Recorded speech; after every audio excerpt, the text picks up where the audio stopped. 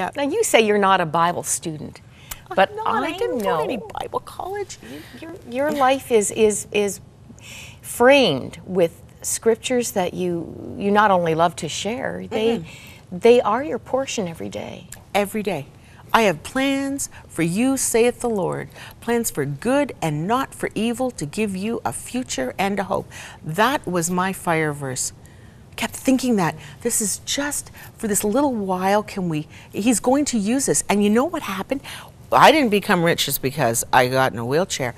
We were able, through that fire, listen to what God did.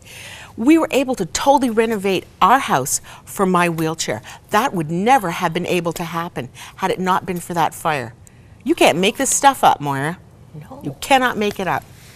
Totally renovated our house. You see the weaving. Oh yeah, it was like God just said, you know bad. what, this is going to be rough for a while, but just hold my hand and we'll be able to get through this. It was like having a bridal shower when you're 15 years married, you know.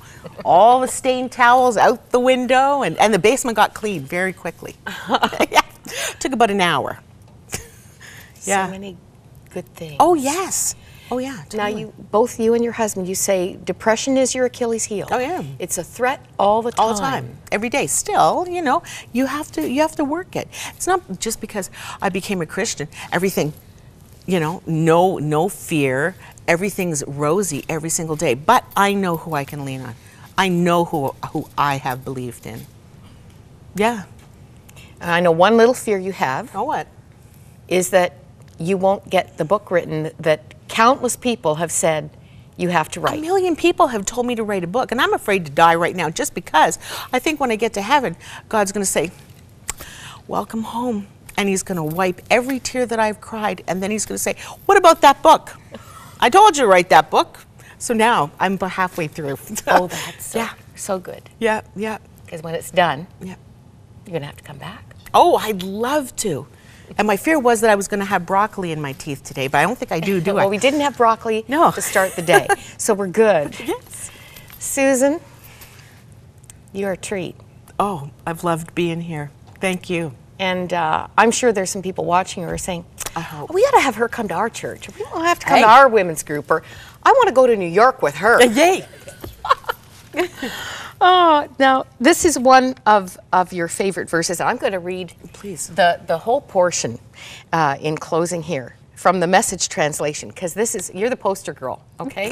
This is the verse under the woman you're seeing, right down to the red stilettos. 2 Corinthians chapter 4, verses 16 to 18. So we're not giving up. How could we?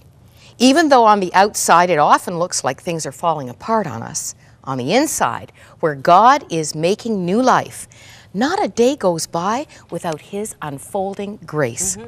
These hard times are small potatoes compared to the coming good times, the lavish celebration prepared for us. There's far more here than meets the eye.